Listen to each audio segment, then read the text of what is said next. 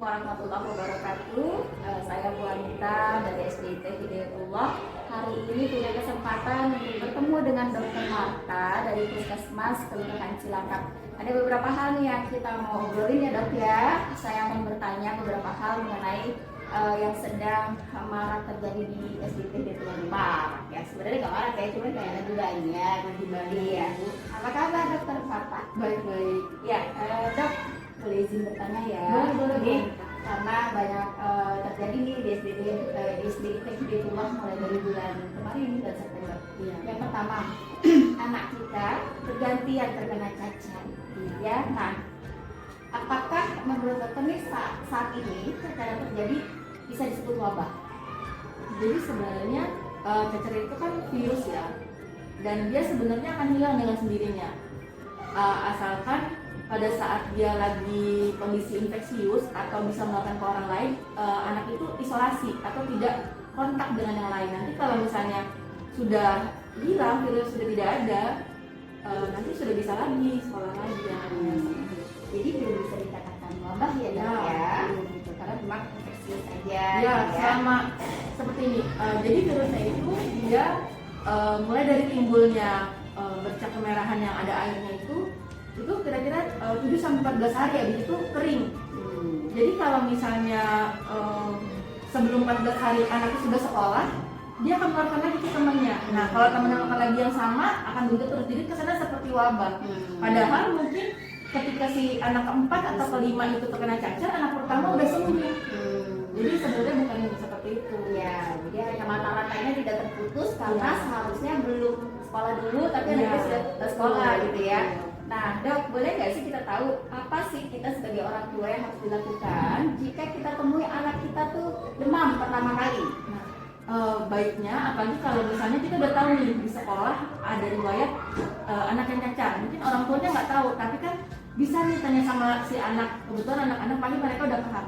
Kayak kemarin saya ada pasien dari Hidayatullah juga, ketika saya tanya di sekolah ada cacar atau enggak, ibunya malah nggak tahu, malah anak yang cerita, iya di kelas ada 2 katanya gitu.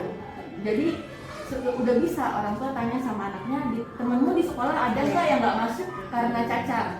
Kalau misalnya ada, sebaiknya berarti udah kita mengarahnya demamnya itu mungkin ke arah situ. Jadi anak isolasi dulu di rumah. 2-3 hari biasanya memang inkubasinya dari dia kontak sama si anak yang cacar itu sekitar 7 harian baru keluar. Jadi kalau misalnya 2-3 hari dari demam itu ternyata tidak ada timbul apa-apa, mungkin anaknya hanya kelelahan atau hanya batuk flu biasa, itu udah bisa sekolah lagi begitu demamnya turun. Tapi kalau dia cacar biasanya begitu demam turun nggak lama atau kadang-kadang masih demam pun sudah timbul itu bentol-bentol yang kemerahan mengandung air seperti itu. Iya. Nah kalau seandainya tadi dokter sudah jelaskan kalau demamnya bukan cacar boleh langsung masuk ya kalau udah turun. Tapi kalau sampai timbul bercak atau butir airnya itu berarti sudah perpanjang ya masa istirahatnya sampai dia sembuh ya. Jadi sebaiknya anak isolasi. Bahkan kalau misalnya di rumah dia punya adik atau kakak yang belum kena cacar, baiknya isolasi dari kakak atau tidak ada kontak, tidak ada kontak karena kondisi anak-anak itu kalau dia masih infeksius atau masih ada bental-bental kemerahan itu masih akan menularkan ke orang lain sampai timbulnya kalau istilah awam koreng ya. Jadi semuanya sudah ada korengnya, udah nggak ada lagi yang bental-bental mengandung air. Itu berarti sudah sembuh, sudah tidak menularkan lagi ke orang, udah bisa beraktivitas seperti biasa. Sudah boleh. Paling cepat berapa hari dok? Kalau misalnya masa inkubasi sampai dia benar-benar paling cepat? Umumnya biasanya 7-14 hari dari dia timbul bercak kemerahan itu. Tapi kadang kan setiap orang beda-beda. Jadi diperhatikan aja udah nggak ada sama sekali di tubuhnya. Karena kan mungkin kadang pikirnya Dika udah nggak ada, di tangan udah nggak ada, berarti udah sembuh. Jangan-jangan ternyata mohon maaf di daerah bokong lah, kadang-kadang suka dilipatan ya. Baik. Kalau anak terkena cacar, apa yang harus kami lakukan sebagai orang tua supaya cepat bersih, kering, sembuh? Jadi seperti saya jelaskan di awal, cacar air itu kan virus ya Bu. Jadi sebenarnya dia akan sembuh dengan sendirinya. Tapi kalau untuk anak-anak biasanya kita jaga nih kebersihannya.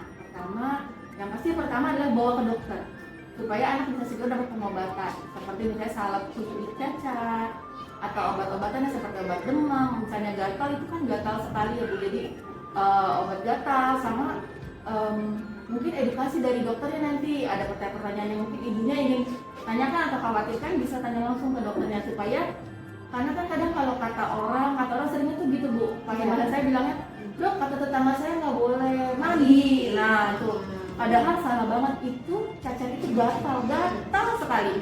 Dan yang kita jaga kan supaya anak kita kalau pas sembuh koreknya itu bersih, kembali lagi seperti tidak pernah kena sakit cacar. Yang jadi masalah kan kalau dia gatal digaruk, nah itu malah jadinya istilah kata bopeng muka. Nah itu yang malah jadinya anak nanti jadi nggak pede, karena kan misalnya kenanya dibuka kan lumayan ya Bu ya. Nah baiknya tuh anaknya rajin mandi. Sebaiknya mandinya kalau kami di puskesmas biasanya kami menyarankan untuk anak itu mandi dengan RPK. Bukannya mandi pakai RPK ya Bu, tapi mandi seperti biasa. Seperti biasa, sehari bisa 2 kali, 3 kali, semaunya anak aja gitu ya. Tapi bukan berarti mandi sekali gitu ya. Jadi semaunya anak. Terus setelah mandi, selesai sabunan, selesai bilasan terakhir sebelum handukan, itu bisa dibilas dengan air PK. Air PK juga bukan yang pakainya kan botolnya kecil ya, itu dipakai sebesar. Kalau jangan, air PK itu warnanya tuh cenderung gelap ungu gitu. Jadi kalau dipakai langsung kan anaknya jadi hitam, jadi cantik jadi hitam. Jadi sedikit aja seujung lidi dengan 1 baskom air. Sudah cukup ya. Ya, lalu habis itu langsung diguyurkan ke anaknya, lalu langsung handukan. Tidak usah dibilas lagi dengan air supaya si obatnya itu bekerja. Jadi lebih bersih, anaknya juga lebih cepat kering. Beberapa spesialis juga sudah mengajukan seperti itu karena dia akan jadi lebih cepat kering. Selain dibantu dengan salep yang disarankan, itu salep untuk cacar. Selain itu juga tetap makanan seimbang ya dok Ya, tetap makanan seimbang. Jadi nggak ada tuh istilahnya anaknya nggak boleh mandi, jangan. Malah itu gatal sekali, malah dia timbul kuman yang lain. Jadi harus mandi ya. Betul. Baik dok, kan tadi dokter bilang ada anak belum sembuh akhirnya masuk karena merasa sudah enakan gitu ya. Nah ini gimana caranya untuk memutus mata rantai supaya tidak ada penularan ke teman-temannya lagi atau ke yang lainnya? Supaya tidak menularkan ke yang lain, sarannya dari kami itu adalah sampai timbulnya koreng semua tadi saya bilang, sudah tidak ada lagi vesikel atau itu istilah kedokterannya vesikel atau bentol-bentol yang mengandung air. Nah itu sudah tidak ada lagi sama sekali, baru anak bisa sekolah. Karena tinggal 1 aja, masih tinggal 1 nih Bu, itu masih bisa nularin ke teman-temannya. Jadi cacar air itu menularkannya bukan kita bersentuhan ya, tapi dari udara. Dari udara, anak-anak kadang batuk, bersin. Nah itu yang bisa menularkan. Jadi kalau sama masih bentol itu dia masih infeksius banget. Berarti kita ini yang sehat, paling tidak kita mencegahnya pakai masker juga ya dok ya? Boleh, karena dia menularkannya lewat udara. Ya, baik. Dokter terima kasih atas Sama-sama. penjelasannya. Mohon maaf kalau misalnya ada kurang-kurang atau salah-salah. Iya, intinya kita sama-sama jaga sehat. Amin. Terima kasih, semoga bermanfaat untuk pengetahuan kita semua nih, terutama untuk ayah bunda di rumah. Jadi nggak usah khawatir ya jika anak terkena cacar, nggak apa-apa, istirahat dulu di rumah sampai sehat. Nggak perlu ketakutan ketinggalan pelajaran. Yang belum PTS juga santai aja, nanti kita bisa ikutan setelah anaknya sehat. Ya, bagaimana kita menjaga kesehatan diri sendiri dan lingkungan bersama. Jangan lupa berdoa sama Allah Subhanahu Wa Taala supaya Allah segera kasih sehat dan anaknya sakit. Terima kasih atas kerjasamanya dokter hari ini dan perhatian ayah bunda semuanya. Assalamualaikum warahmatullahi wabarakatuh. Waalaikumsalam.